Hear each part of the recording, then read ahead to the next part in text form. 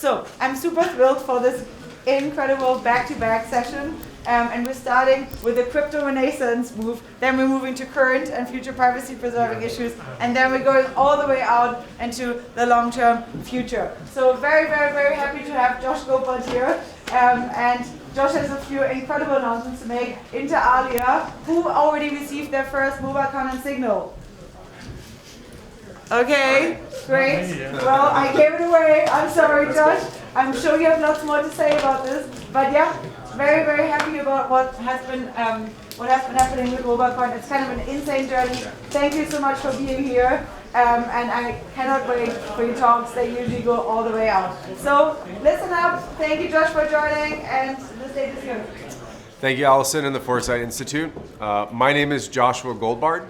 I am the founder of MobileCoin. MobileCoin is a cryptocurrency for use on mobile phones. We designed it to deliver globally end-to-end encrypted transactions in 5 seconds or less on a mobile device. Today, I'm talking about the crypto renaissance. A renaissance is a rebirth. It is an opportunity for new ideas and new technologies. So we're going to start with a little historical context, and we're going to drive all the way through from proto-cuneiform to the present day. And I'll try to give a little bit of the history of accounting, encoding of information, and cryptography. So everybody remembers the Renaissance. This is the Sistine Chapel. It's a lot of pretty crazy art, but what caused it? What changed in our society? Literally everything. There's so many different things that change. There's so many different ways to look at the Renaissance. I have a few themes that I'd like to cover. They are pandemic, innovation, and commerce. It's a pandemic. The Renaissance was presaged by the Black Plague. There are a lot of different things that you can think about in that time period, but it was a period of great strife, a period of a lot of difficulty, and it was a period where humanity wrestled with life and death in very real terms. If you think about a lot of what's happening right now, there's a lot of sort of resonance with the coronavirus and the fact that we as a global society have to face conflict together. This creates a fertile ground for new ideas. A lot of what happened during the Black Death was that it became very difficult to discern fact from fiction. Just like today, there's a lot of difficulty living in a Byzantine age, a time where telling what is truth and what is fiction becomes extremely difficult because the artifices of society no longer reflect truth. There are new systems that arise as a result of this. Innovation. This is Da Vinci's workshop. During the Renaissance, all kinds of inventions were created, new vessels, new ships. Ultimately, this led to the invention of the steam engine and the Industrial Revolution. But we're getting ahead of ourselves. A lot of what was created was new technology that allowed commerce to flourish. At the heart of the Renaissance was actually an innovation that the Medicis called double entry accounting. Double entry accounting is a system of debits and credits. The most notable portion of this is actually credit, which is an idea that we can lend people money. And this was a new idea at the time. I mean, there had been some version of it, but actually accounting it and having a system for accounting it was brand new. Credit is an index of humanity's ability to dream. And dream we did. There's a lot of commerce that took place. Let's talk about the commercial technologies. So this is Arnolfo planning the expansion of Florence. It's a very famous Renaissance painting. At the heart of commerce, and this is something that a lot of people don't know about the Renaissance, is actually a cryptographic innovation. So what happened was that we had gone from a society where we had the written word, and now a lot of people could read. And so that was no longer sufficient encryption for information. Just the written word wasn't enough. So what happened is that people began to substitute the names of individuals and goods for symbols. This is going back to sort of the pictographic systems, the hieroglyphic systems of the ancients, and bringing that into modernity. So you would have letters where the names of individuals were replaced with red triangles or green circles. And only the people who knew what those symbols meant could understand those messages. This gave rise to a class of citizenry known as cryptanalysts. Cryptanalysts basically had the job of breaking the codes. We know that these were incredibly important individuals for a number of reasons that I'll get into in a second. But there's an example, I actually have written in my notes, and I would normally just read it, but I can't read my notes right now, so I'm just going to try and do it off the top of my head. Essentially, the Holy Roman Emperor Maximilian had taken Venice. And in the process of doing this, he had sent out a letter that was intercepted by the Venetians who were attempting to reclaim the city. And the cryptanalysts examined this letter, and they discovered that it said, "I need money because the Swiss soldiers are about to leave." So as a result of breaking this code, Venice was retaken before the end of the year. These cryptanalysts literally changed the tide of war. In addition, these cryptanalysts, in their encoding of information of goods, enabled commercial arbitrage at a scale that had never been seen before. So what used to happen is that the merchants would write down the price of goods in one city and arbitrage them in another. They would send that scroll over to another city, and then there would be a set of merchants there who could use that pricing information. But at the point when everybody could read, you couldn't say grain was worth $10 or 10 ducats in this city, because everybody could read that. So they ended up substituting wheat, substituting grain for symbols, just like the names. And so these cryptanalysts played this incredibly important role, because if you could intercept this information and decrypt it, then you could outcompete that arbitrage. This is echoed into the stock markets that we have today.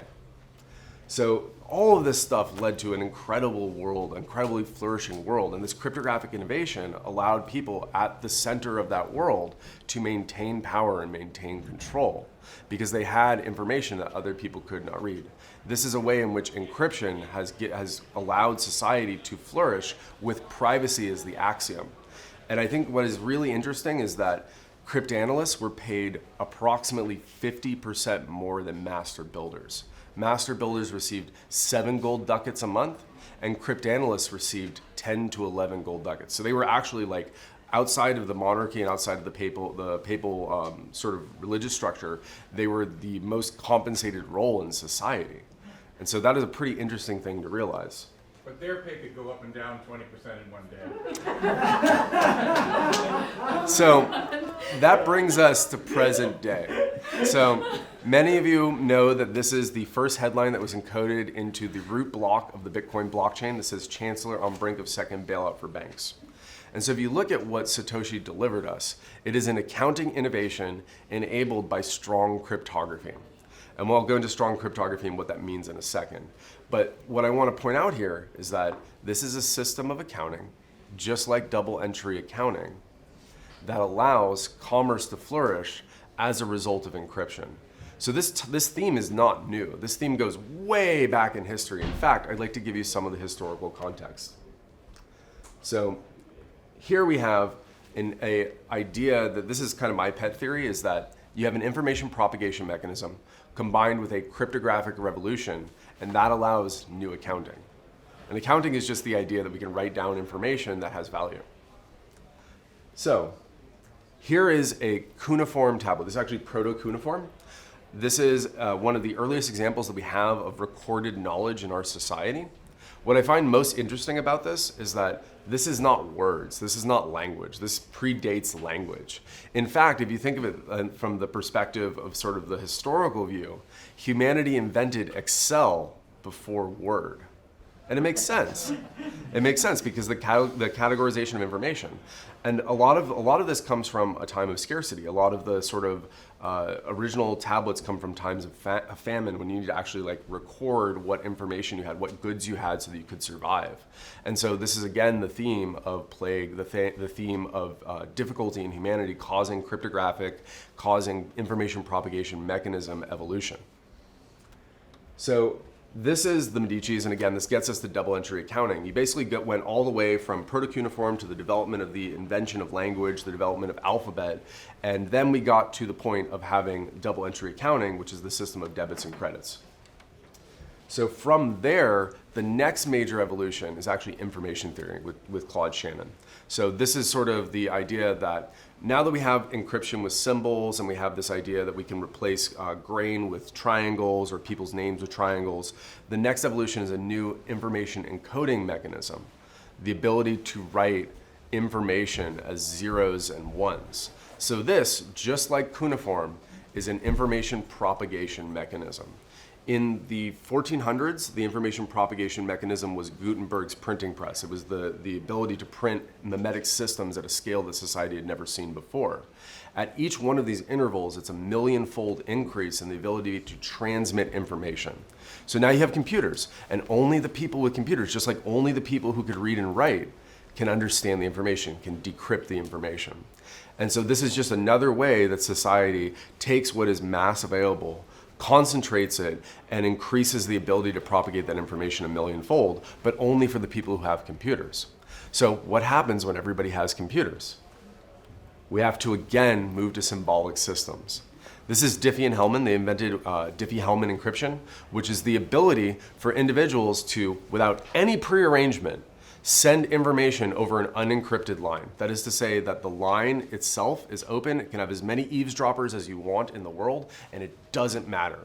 Two people can communicate, and this is the foundation of the internet. This is the foundation of us, the ability for us to send a credit card number over an open wire and not have it stolen. And so again, you've taken a system. Now everybody has computers, just like everybody can read and write, and you replace the information with symbolic systems.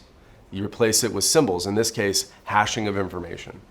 And this is the beginning of the foundations for the blockchain. I have to give an ad that Whit Diffie and Ralph Merkle, the other co-inventor of this, are regulars at Foresight meetings. They're not here today.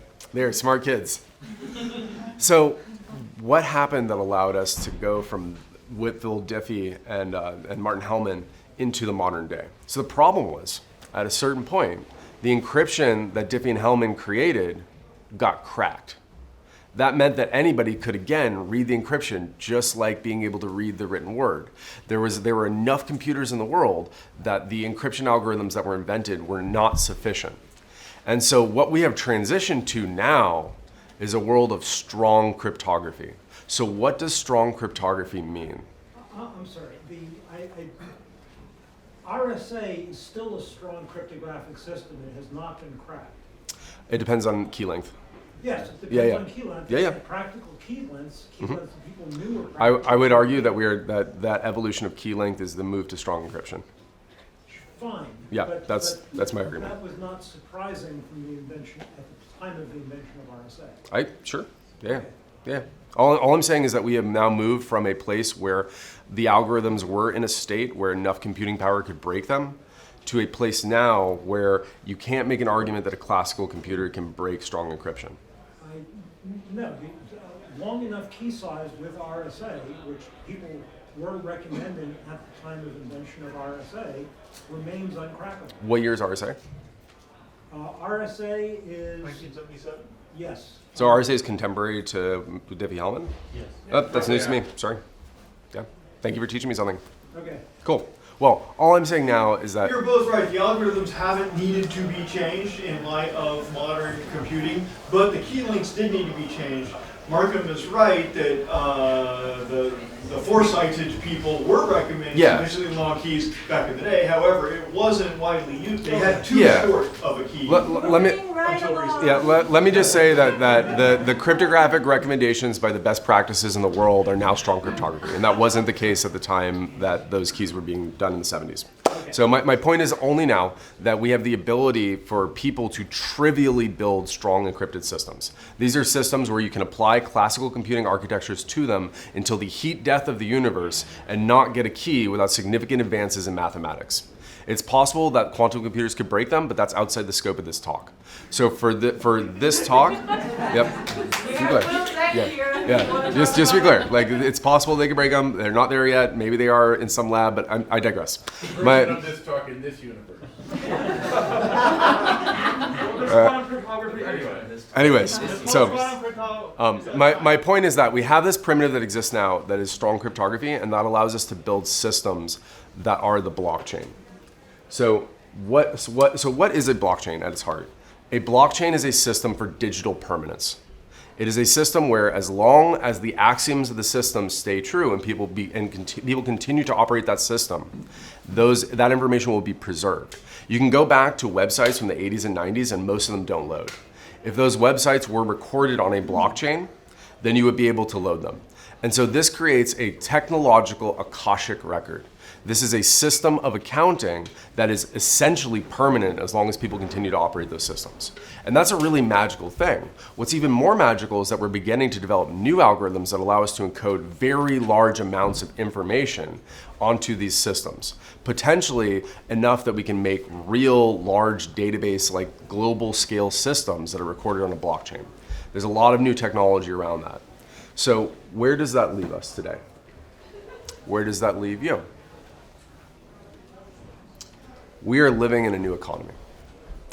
We are living in a world where there are systems that are fundamentally changing the way that we account, the way that we tell the story of business, the way that we tell the story of commerce. These are created in the mortar of philosophy and history and technological innovation of the last 5,000 years. This is a new economy that everyone in this room can participate in. And the way that you participate in this new economy is asking, how do I participate?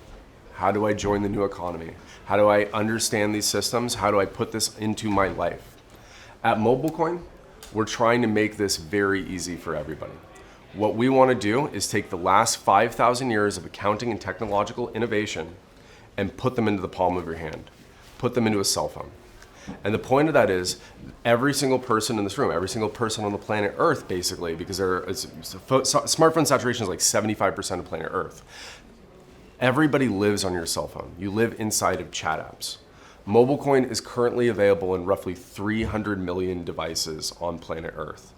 These devices have the ability to transact in 5 seconds or less with end-to-end encryption anywhere in the world. And this is a dramatic shift in the way that humans will perform commerce going forward. What we are trying to enable is the easiest way for you to send money anywhere in the world. We hope that you will join us, and we hope that you try and consider using the technology that we've made. I'm happy to answer questions. Thank you all.